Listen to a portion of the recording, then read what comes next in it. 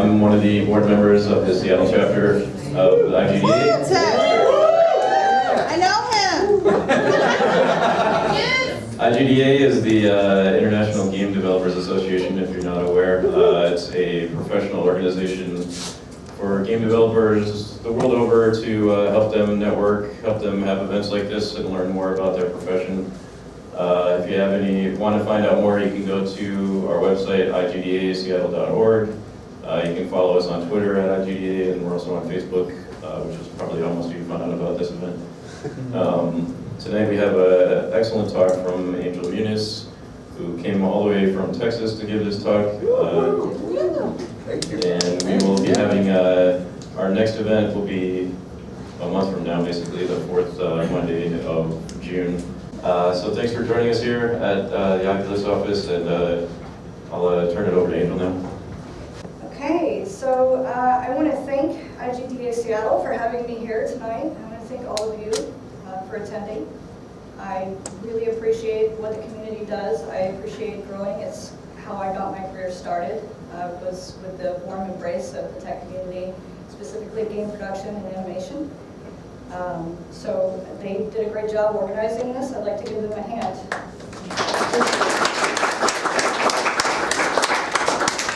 I'm refining this material as I go along. On the side, I'm doing something for the National Science Foundation grant, and so this is kind of research. So if you have any extra feedback for the slides, positive or negative, please feel free to approach me or hand me your contact information so I can get a hold of you and do a follow-up. That would be great.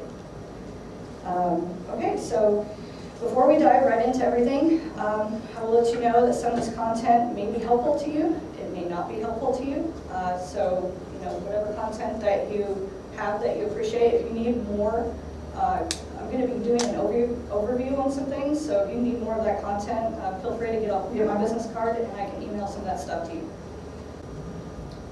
I started out in production in film and VFX. I was drawn to it by the methods of storytelling, and I felt like I needed to be challenged in other ways. I kept eyeballing the 3D art when I kept having to do composites, and I kept having that feeling of yearning of wanting to do that day in and day out. I thought, how cool would that be to do every single day, all day long? So I returned back to school after production for 3D art. I double majored in game production and animation for film and VFX. So while I was in school, I worked for 2 startups, and I got burned very, very badly. There was a lot of work put into, and I was taken advantage of. But I didn't know what to look for when it came to breaking into the industry, and I thought that lesson was very necessary. But time made up for that. I wound up doing an internship for NASA. And unbeknownst to me at the time, and due in part to some of these experiences, I grew from that. And the first thing I wanted to do was reach out to the community and join and connect and share information rather than just directly compete with the other artists, because we can be nasty to each other. So I'll continue with this presentation and give you my contact information. So if you need to get a hold of me, if you have any questions, if you have any concerns, critique, anything like that, feel free. And at any point at this time, if you feel like the content is valuable, feel free to take a picture of the slides. I'm very open with the slides and this content. The reason this came to be was I started my journey in late 2016. I had an Oculus DK2. I was an enthusiast at the time, and I went to my first AR/VR conference, and I wasn't even graduated yet. And the industry in Houston is extraordinarily small. So there weren't many people at the conference, and there were maybe a few booths. But I went around the expo testing everyone's products, and one after another, if I didn't experience discomfort, I experienced disappointment. And respectfully, this disappointment was a product of the expectation I had that most of these products were working and viable. I was a little miffed because the school had drilled into my head that there are standards in art and production, and I didn't see a lot of that in the way of what was going on in Houston, and we still virtually have almost no game industry there. So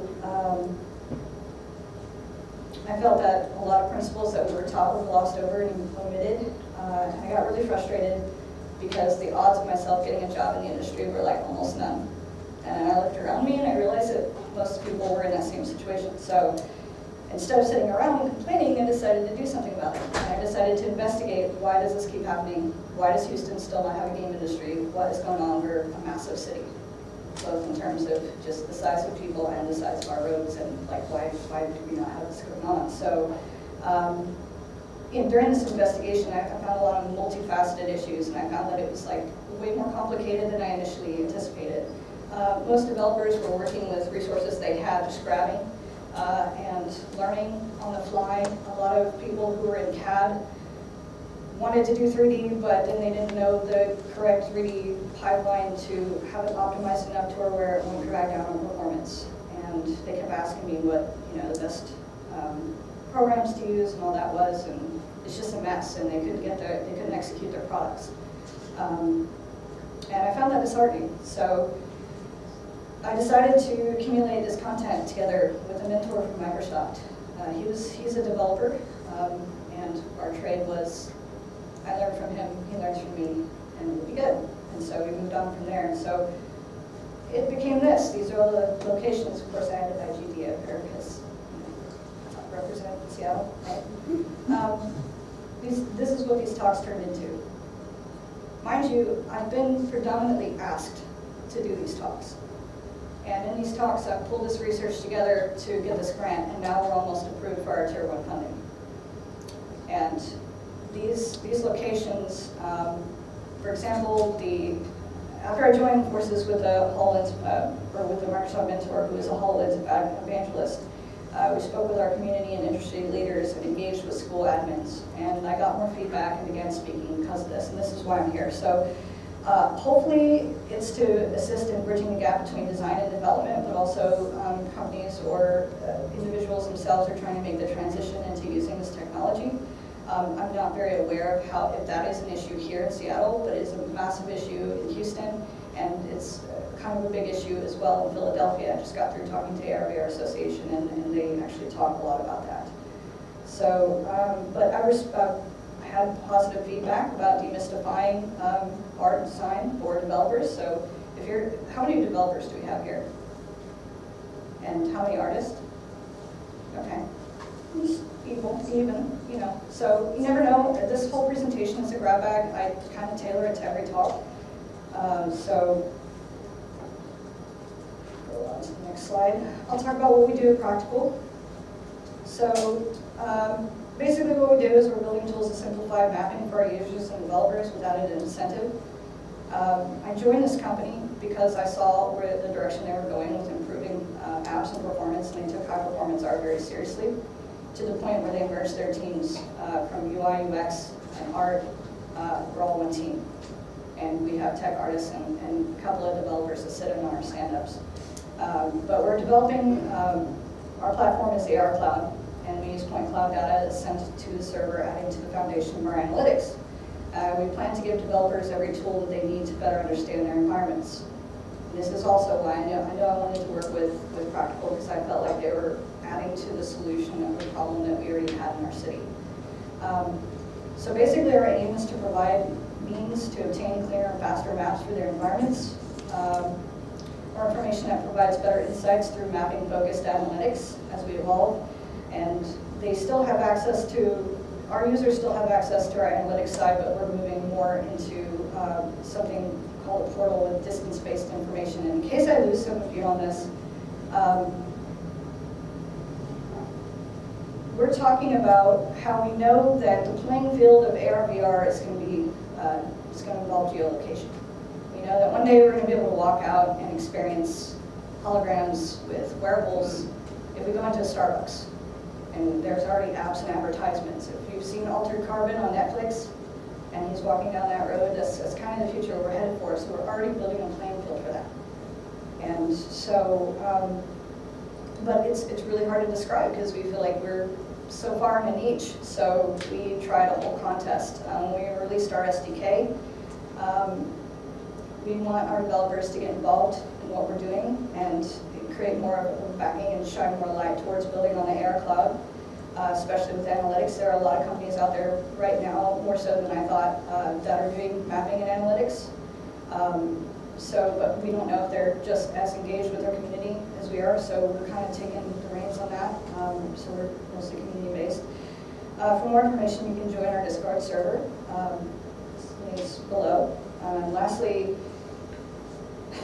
put a note, it's not a coincidence that my hair is also practical blue. Call it team spirit. So why we do what we do, let me go into a little bit more detail as to why maybe it would be better be able to paint this picture. Jesse McCullough, Developer Summit organizer, head of community at Practical, says it, and he frames it best by saying that 60 to 70% of HoloLens applications are interested in doing some kind of spatial scanning and mapping. Even in VR, that number has climbed.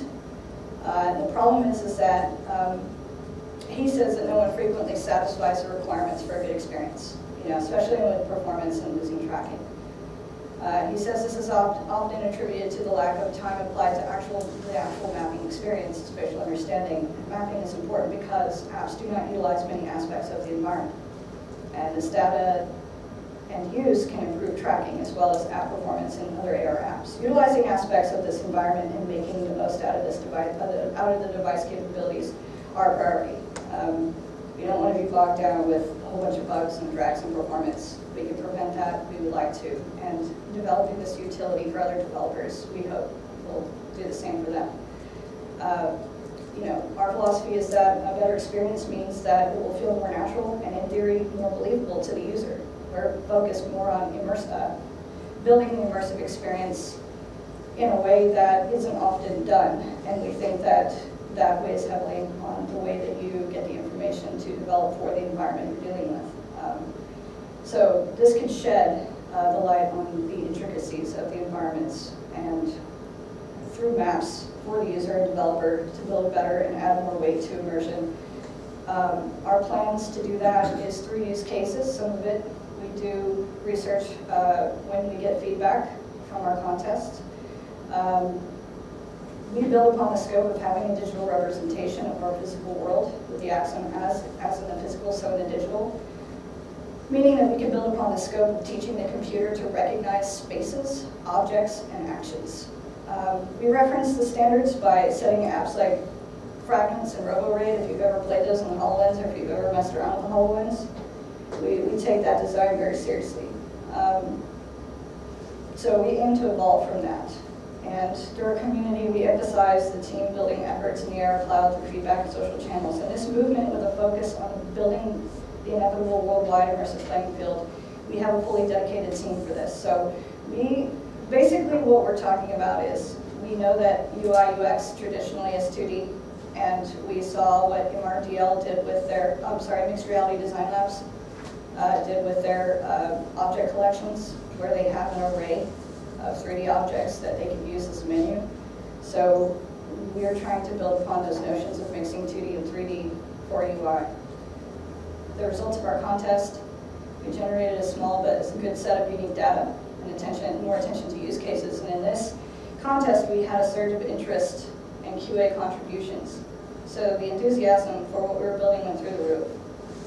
It was actually nearly overwhelming. This is the data that we have. And part of our contest, we gave plenty of incentive. You map things for us so that we can collect the analytics data and understand more about environments and how to teach the computer how to understand the environment and actions. But also, hey, tickets to build, right? You get 10 free assets too. Here's a shirt and gift bags. So that's pretty much what we do. So contests are good. If you have a small company, if you work as an independent and you think you want to start a company, usually contests, if they're done right, they help a lot. So 910,632 square feet were mapped during this contest. So I'm going to show you a little bit of the app. I'm going to let you know that this application that this is the application that we're building, and what you're about to see is like the early stages. We hadn't even, at this point in time, this has not been released. We were about to do our contest and we're about to put the demo out, and then we're going to release our SDK. Welcome! This app has enlisted Practical's help to create an enhanced scan of your play space. To begin, take a close look at the nearest wall. Great! We found the perfect spot for your new room.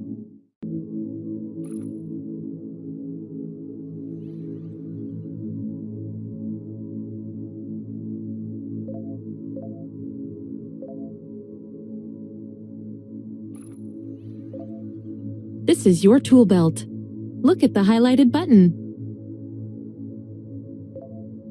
Once move mode is enabled, you can quickly gaze again at what you would like to move.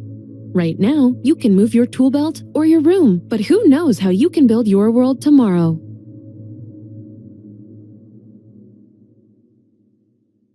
Now that your room is all settled, you can bring up your tool belt at any time by simply gazing again at the logo. We'll let you explore all the other cool tools, but first let us introduce you to the practical guidance system. We just call it a WISP. Your WISP will lead you to all the points needed to quickly map your play space. So, follow it and start collecting. Hint, you may have to move a little. Once you've collected enough points, the final point will appear close to the center of your mapped play space. It's your choice to keep collecting points to create a larger play space. They may be worth something one day. Or gaze at the final point. We'll submit your map to the server for some optimizations, and then away you go to see what this application has waiting for you on the other side.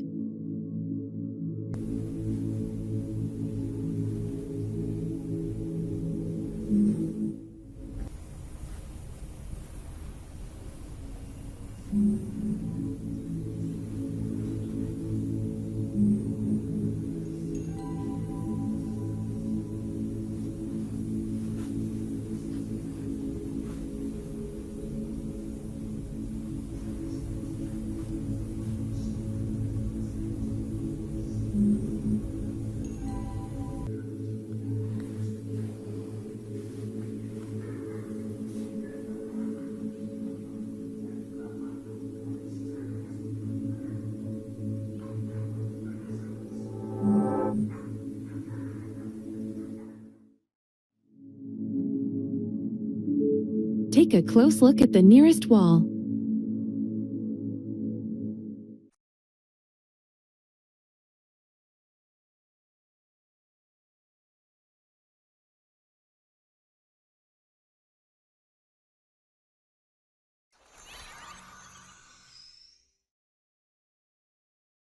So that's just a gist and a preview of this application. Again, it's the first iteration.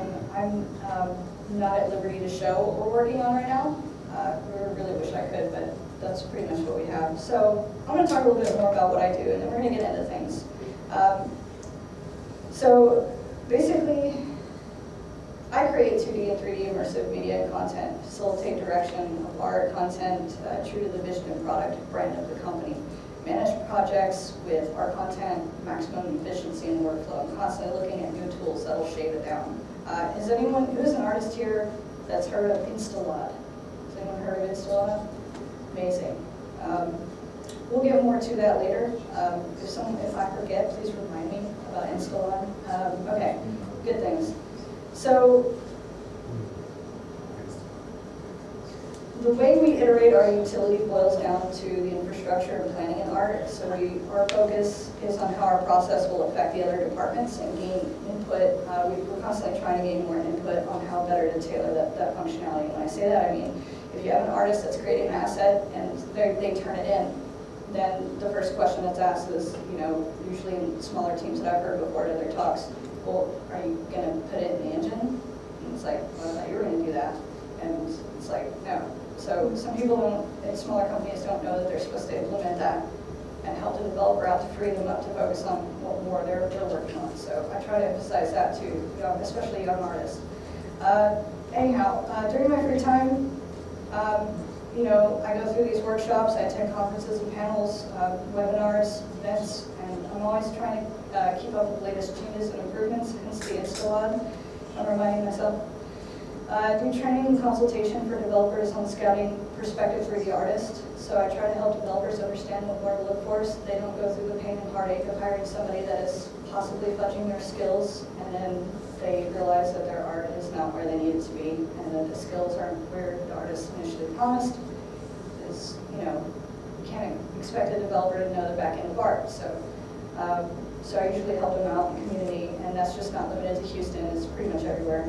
I mentor senior level students and refine their specializations. Sometimes the institutions don't help them refine their specializations. They just throw stuff at them and expect them to learn skills, and then bye, have fun trying to get a job.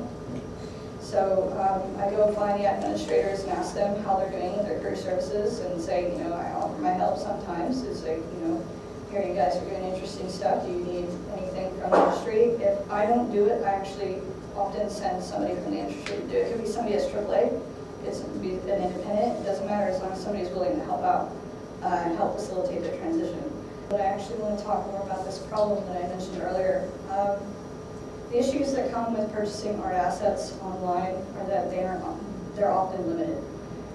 More often than not, it is cheaper to have a skilled artist construct some things that are custom to what you need and recreate it if they have to, rather than fix and customize something that's been purchased. I knew an artist that spent the majority of his time at a larger company in Houston that he was just having nightmares about moving vertices around, having to fix a lot of art that the company wanted to purchase. Chances are the topology may not be friendly to the project, and countless hours and labor are wasted in fixing or customizing something purchased. It doesn't always measure up to the standards of asset building. Sometimes the rules are different when you obtain some of these pre-purchased pre-made assets that are purchased, whether in a store or Turbo Squid. Assets due to the attraction of the game simulations field are coming out of school and saturating the field. Artists, sorry, I said assets. There's a considerable number of artists that have nowhere to go. Some schools have started to believe that these students are prepared for AAA, yet do not produce the proper resources in the industry inside that prepare them, and so many artists are not aware that XR developers are in need of their services, as these students or entry-level, low-level people actually need the experience. Bringing awareness to this can be more experience for the budding artists and cheaper options for startups. At times, this solves the entry-level conundrum. Must have experience and a ship title to qualify for jobs. Developers quite often not only have a hard time finding qualified designers, but also need resources to understanding what to look for when scouting. And so I'm only iterating to you the information I've gotten as I've done these talks or gone to these schools.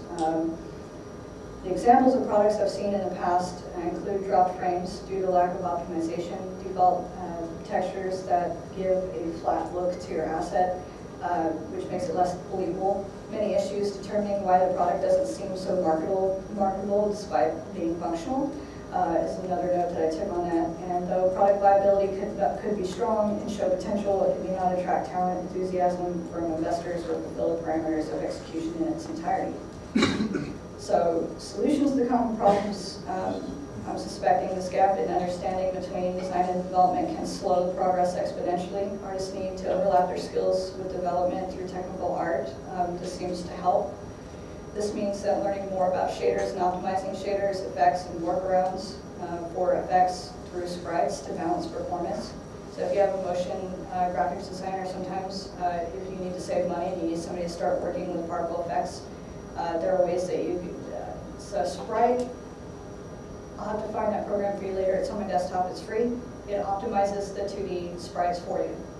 And you can even create sprite sheets in it. And it's set to preset for Unity or for whatever engine you're working in. Tools like that.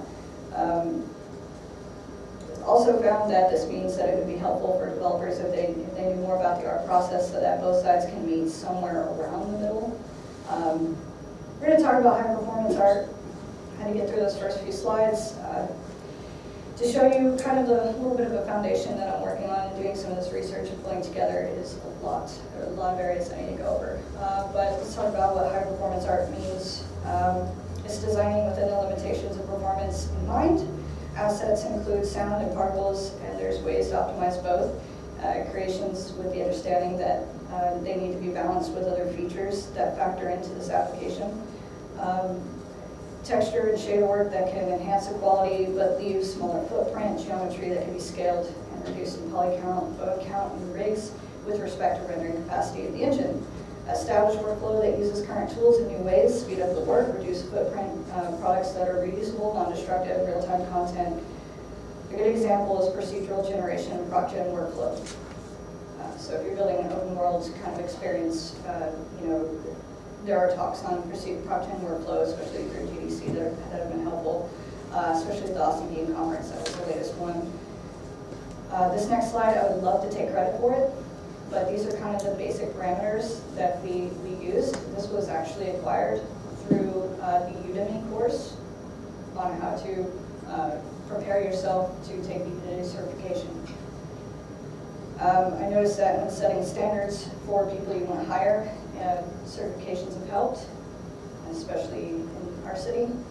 So basically you want to balance the pipeline by evening out the process for the CPU and GPU. Increase performance by reducing materials sometimes, and in addition, shadow casting spotlight generates more draw calls. These are good things to know. It also eats up texture memory for projection maps, such as normal maps, but in certain PBR applications, it is possible to compress certain channels for those normal maps so they won't eat up as much. Bone sets and mesh weight can affect performance if not done correctly. Rigs can break if the appropriate kinematics are not assigned. Setting a budget before starting a project is extremely important for a turnaround in a team. That's one of the things that kills a lot of projects that I've seen for startups or small companies or individuals or even team-based at colleges, is that the turnaround time is what eats things away, slowly but surely. It's awful, it's painful. So a good rule of thumb is some will work with CAD files and other means of asset creation and implementation to be mindful of poly count. Typically a good practice is what's suggested here on this chart, especially for mobile class devices. Working with sound is another thing that I discovered and that I'm going to put in there. Oftentimes sound is like the very last thing that a lot of these small companies and individuals consider. I've asked a lot of sound designers, talked to multiple people, all different walks of life and experience levels, and what they want teams to know is to prepare early on in pre-production for sound. This can actually influence how you design the rest of your experience too. So it helps you nail that down early on. Pre-production process can add conceptual sound and plans for implementation. This may weed out some unnecessary ideas, because sometimes that happens. Think about the quality you need based on the reserved budget. Try to reserve enough for a few good sounds for the hero or key app sounds. Know what the engine requires for quality and size. And when hiring for sound, make sure that you've written the treatment and at least have a game design document handy. This is from the artists themselves. Have some reference of sound effects. If you want to throw them together using Adobe Audition, that worked, didn't it? Yeah, that helps. So the more content you can give them for reference, the better. They really appreciate that and actually cut costs on revisions. You might want to take a picture of this. This is helpful too. If this is something you're interested in when working with your team, or if you work with artists, you kind of want to be more thoughtful as to how your user experience is going to impact the end user. So this is a very helpful resource and link. It's by Yu-Kai Chow. It's more about gamification and behavioral design. So if you really want to put a punch in the way that you design the way a user will interact with your application, this whole course is extraordinarily helpful. I left a little QR code down there just in case you end up scanning it or whatnot, but it's a rather long and very in-depth. If you have a philosophical side of you and you have a very calculated side that likes to plan for design, this is something that's extraordinarily helpful in that area. This framework will challenge your ideas. Everybody's got one on their team. I have this idea. So this is really going to help percolate and filter things through and save the good stuff for implementing, and the other stuff for maybe something else. Or I don't like to trash ideas. I like to put them on the side. You never know, you might want to take that and resurrect it and build upon that. So when I talk to a lot of early artists and smaller companies too as well, I talk about creating to perform. Believe it or not, some people don't realize that having a bunch of props and foliage and a bunch of characters, a lot of bones and snow and lightning And all this stuff is going to bog down performance. And you really want to sift this stuff out and categorize it. So sometimes I go through my mentorship and I separate these things for people so they understand the differences and how much they're going to cost. So it's going to force you to say, do I really need that like really expensive rig for this? Is there a way to optimize that? Is there a way to like change the story a little bit or adapt? I mean, these are things you want to nail down early in pre-production. So what is PBR, physically based rendering? Back in the day, actually back when I started my program and I started in animation, and this is hard to do, being a female waiting, I was growing a beard waiting for my renders to come out. Like that was your life. You had coffee, you were rendering, that was it. You just had to wait.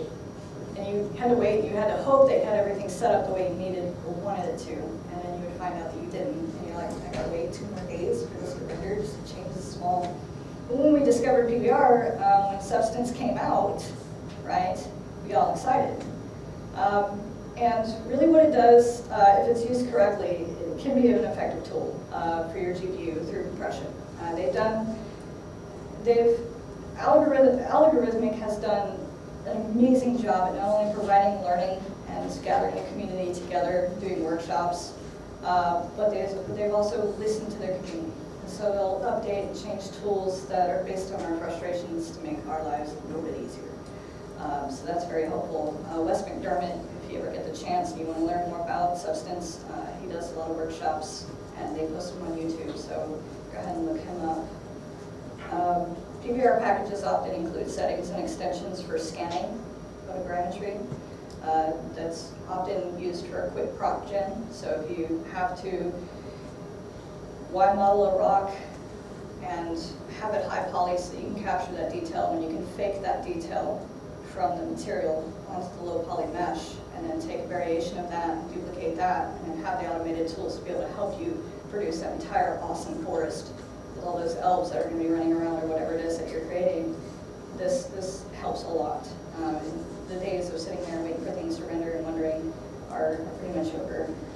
So some PBR packages even have learning content, and they update for scans and photogrammetry. I know the Substance Designer is one of those PBR applications that actually celebrate scanning. Some people rely on it, some people would rather do things through hand-painted texture. It really depends on what you're working on, stylized, photorealistic, etc. Knowing PBR, I don't know how many times I've gone on Glassdoor and I've looked at job opportunities, and PBR is like a plus. So they don't even expect you to know it, but if you know it, you can do it well, and you can produce your assets fast and shrink that turnaround time. It's like awesome, and you don't have to worry about anything, do you? And then they love you. It also helps with knowing, PBR I feel like forces the artist to learn more about the technical. I mean, we tend to stay in our own bubbles, and we don't really go past that unless we actually have an interest in maybe coding or technical or whatnot. Shader works, writing shader. This is something I talked about earlier, shaders. How many people have been asked if they know how to write shaders who are artists? Is anybody, is that a common thing? How obnoxious is that? Show of hands. Is it super obnoxious? Is it helpful? Okay, it's good to know. Some people are fine with it and they know how to write shaders. Some people, it's annoying. It's like, oh, you're a 3D artist, so you do websites. And so that's you have to smile, and, you know, so that's one thing that I learned by doing PBR is getting more into technical, and now I have an ambition to get more and become more of a technical artist.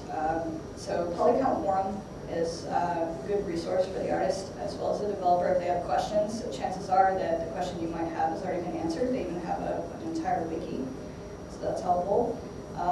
This is why PBR. Okay, some of you may see something wrong with this scene. Others may see something wrong, and maybe it's just an entirely wrong scene. There are several things wrong with this. We'll omit the fact that there's no shadows. You know, HoloLens uses additive light. There are ways to trick the additive light to making it appear like there's shadows there, but this is not one of those cases. So let's just breeze on past that. This is what I call bubble art. I see a lot of this in programs. A lot of developers will grab pre-made assets and then it'll look like this.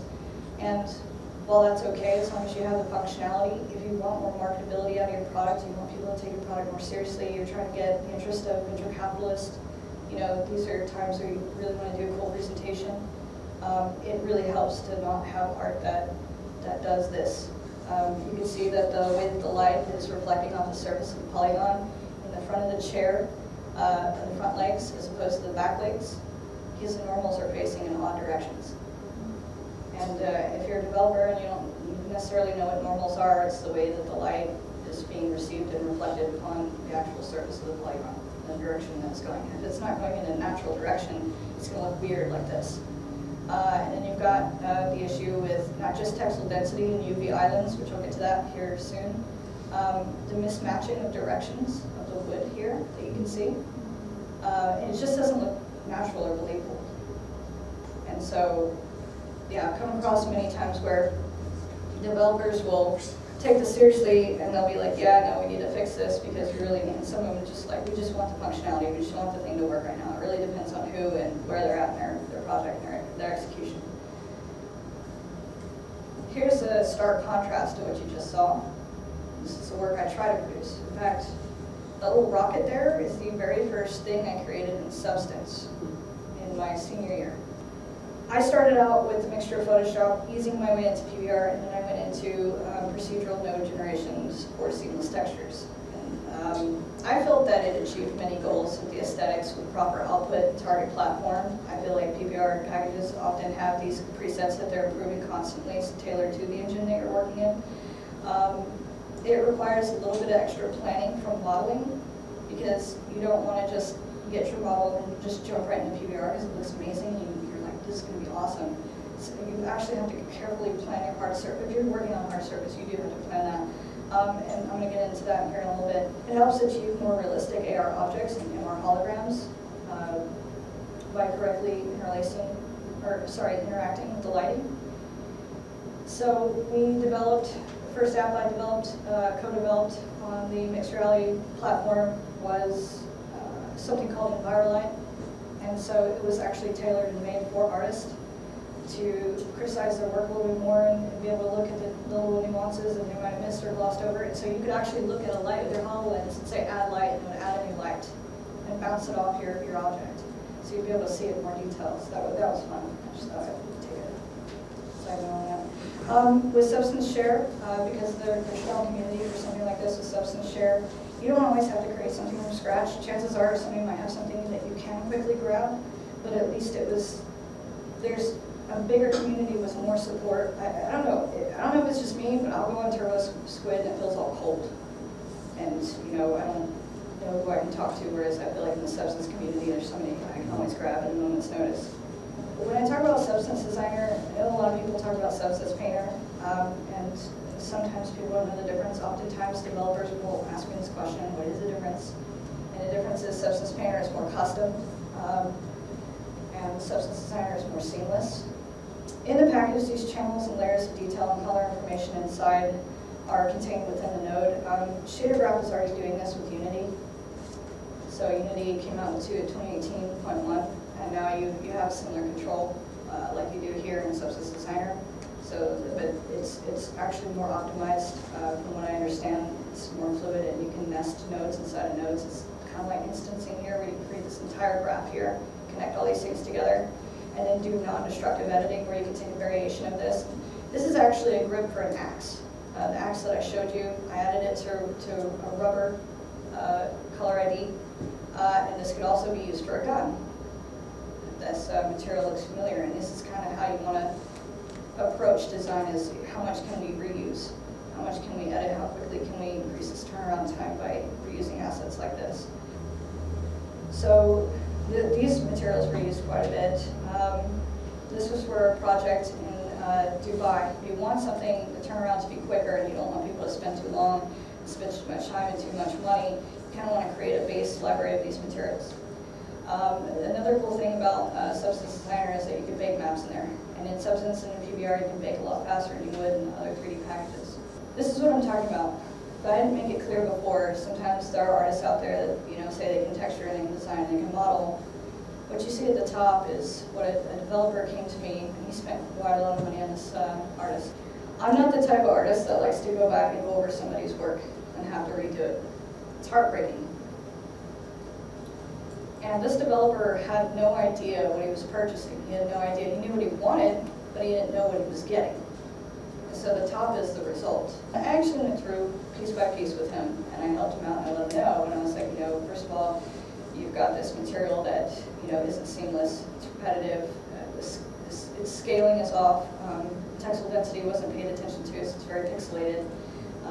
There are a lot of hard edges, and I just went on and on. So I showed him how it could be done, and when I talked about this, I told him about Substance Painter, Substance Designer, and I was like, you probably need more artists that want to deal more with this, because this will help in terms of time. And you know that if somebody, an artist that you hire, a 3D artist, knows PBR, likely they're going to have a lot of skills under that and understand it, and they need to know how to prepare the model to receive it in PBR. So this is actually kind of a joke. I made something called a 3D artist simulator arcade cabinet. There's no sound. This presentation I used for the Holo deep dive when I was starting the developers there at the Microsoft campus, and I told them that PBR is also important because it helps tell a story through your textures. And so one thing that we know about immersive applications and experiences is that sometimes there's little details that catch us, that really make us feel home. Like this arcade cabinet has been through hell. Maybe it's been in a kid's like Chuck E. Cheese type place. Somebody got mad at it and threw soda all over it, got kicked around, and this is just a gist of what could happen. I just wanted to create something that was super beat up to show the contrast, and something that what you saw earlier with that room that had the bubble art, and something like this that has more detail, that's trying to tell more of the story. This is also something that we do in portfolio defense for schools down in Houston. Is they ask professionals to come in and talk more about how to tell a story through texture, and that's important. So if you have an artist that can tell a story through shaders and textures, it's good to bring more artists like that on, especially at the shorter turnaround time. I'm not going to go into masking and all this other technical stuff. We'll just continue with something called paint in the glass. I had a few laughs off this slide because, aside from the title, but because everybody who's an artist who tries to produce things with glass, you're already smiling. It's like you already know. We feel each other. I feel like we need a support group. So most artists have issues with glass no matter what. And a skilled artist can make it look good. We have several methods and workarounds for glass.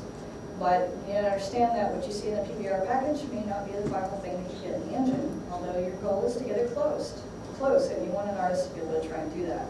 But there are different settings for transparency in PBR packages and in engines, such as alpha blend, a smooth transition from transparent to opaque, rather than cut out, which is defined. Here's something that you can't see through, and here's something you can, and there's a clear line. I've had to explain that multiple times. Opacity maps are often embedded in the alpha channel of albedo and applied to Unity. So tweaking can be done on that if you need to go back and edit that, or you can use shaders. A lot of people just go, why am I messing with this? I'm just going to write to a shader. But the issue is sometimes if you jump right into shaders and you don't have people with certain skill sets that understand shaders, shader code actually also has to be optimized. So you've got to have somebody who, if they are an artist and they do know shader writing, make sure that they know how to clean up that code for you. Because otherwise, it's like, kind of what's the point? If glass is done right, sometimes there's a sense of uniformity in it. There's a sense of, you'll see some like dust. I've got a Tesla light bulb here, and the dust is settled at the bottom where it should be. It's not, it's purposeful, is what I'm talking about. I had a mentor from Sony who said, oftentimes I get portfolios from artists that, it's exciting to see that they're looking into PBR and they know PBR, but they'll sometimes have blemishes and dings and dents that don't even need to be there. So that's something you want to pay attention to, especially with glass. Substance abuse, my joke earlier, that was non-political. So this is something that I learned was a thing early on when I started learning PBR. It's like what I said, adding details that don't otherwise need to be there. you want to make sure it has a purpose and a context with the story that you're trying to tell with your asset, and you want an artist to be aware of these things. Repetitive use of the presets, they have presets that look really cool, and they're super tempting, but there are certain presets that can be overused and over time that just may look bad. For example, the NASA internship that I had, our supervisor was like, we have stuff on the International Space Station that is dinged up because of overuse, like the mechanical arm, because they have to take payloads to and from, and then do their science experiments. And some things are super clean because they're not touched. Be aware of those things. And when people aren't aware of those things and they just use all the presets and go to town because you can get carried away with it, it looks awful. There's a lot of miscommunication sometimes when it comes to trying to create something that is digestible for the entire environment and the experience. And certain things that you would believe stick out later on, if you're QA testing, it's like somebody in the community might come to you and be like, you know what, I just can't ignore this thing that has a lot of damage to it. It just keeps sticking out like a sore thumb in my experience. Whereas before you were like, no, you approved it, it's okay, let's just throw it in there. I mean, you never know how these things are going to wind up. And PBR tends to give a lot of that detail that might otherwise be distracting, so just be mindful of that. When you go over the process and tools, detail iterations and modeling start with low poly first, and you can subdivide up, although there's an argument. Some people are from high poly to low poly, and everybody's got their flavor, whatever is best and executes the idea. And you do need to plan for UV better. Sometimes you just don't pay attention, you're in a crunch, and you have to unwrap things in a hurry. You use a lot of automated stuff, but the seams pop up, especially noticeable in PBR. So that's something that you have to definitely plan for. This is a question I get asked pretty often by developers as well as budding artists. What programs do you use?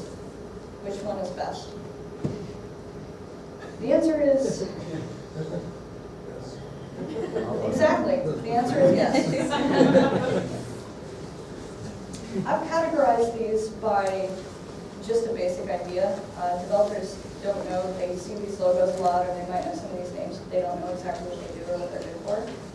So if you need a slide or a picture, if you're not familiar with all these programs, this is good for your artists to know. If you're working in Max, and some people argue, well, mine is better. Well, I'm working in ArcViz, so it works better. Well, then I use Revit, and then it's just, there's an argument in Battle Royale. Well, Blender's free. There's always that one in the room. Blender started out, actually, a lot of these developers and a lot of CAD people in Houston, especially with industrial, they depended on Blender a lot. But back then, the user interface was so overwhelmingly confusing, and there was very little community or support for it. That I would say, it is worth it to sell your left leg to get Max or Maya or something, so try. If you're a student, utilize a student discount. Now Blender's a lot better, especially with like UDIMs and Atlas, for those of you who understand what I'm talking about. So sometimes I use multiple programs. Sometimes artists will use multiple programs in their process, sometimes they won't. It really all depends on their skill level, what they're trying to accomplish. The initial process, low poly, blocking out design proportions. Sometimes developers and sometimes newer artists don't understand that there are two important things about this type of process. One, you get a better idea as to what kind of functionality you have. These are all quick speed models, by the way. It's nothing that's supposed to be impressive. I feel like I want to answer that.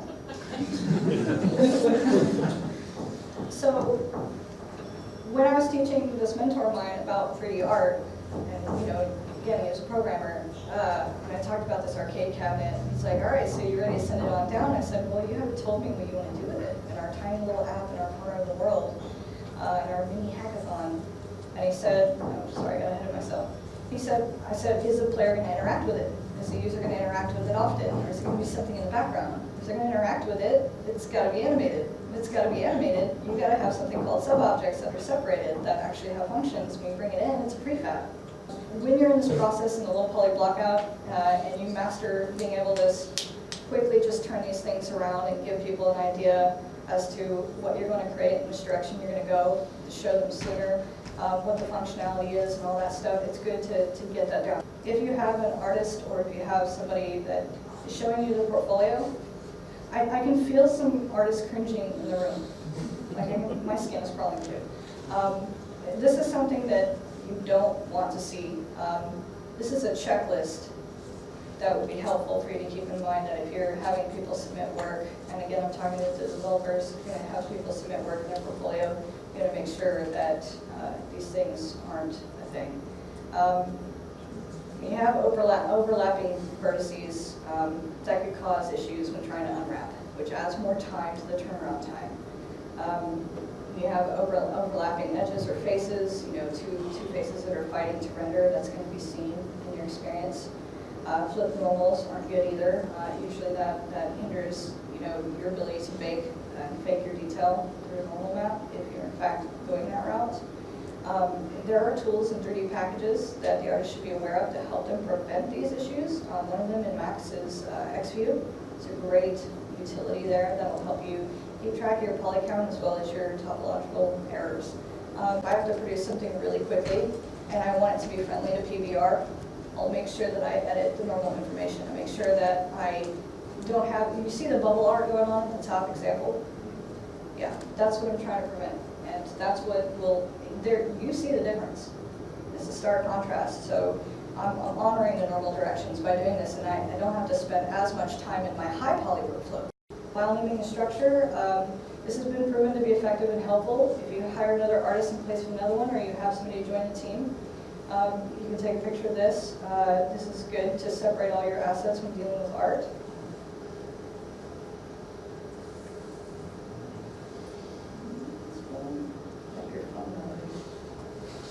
File structure and naming conventions, I'm just going to blow right through this. This is usually how I structure everything when I'm working in Unity. This is also proven to be helpful, nice and neat. Where to find things, grab it, use it, change it, do what you need to, get in, get out, and continue on your way. Let me get down to this. Lastly, kind of want to go over this real quick before we end this. I appreciate your time and attention. There's quite a lot of detail in this. We want to strengthen the education for this field, and we want to make sure that these students have more of an idea of what they're in for. But it's kind of hard, there's a conundrum, it's kind of hard to really prepare them if the field is volatile in and of itself. We also are focusing on developing a program that's going to focus a little bit more on diversity initiative for the field as well. Women, people with disabilities,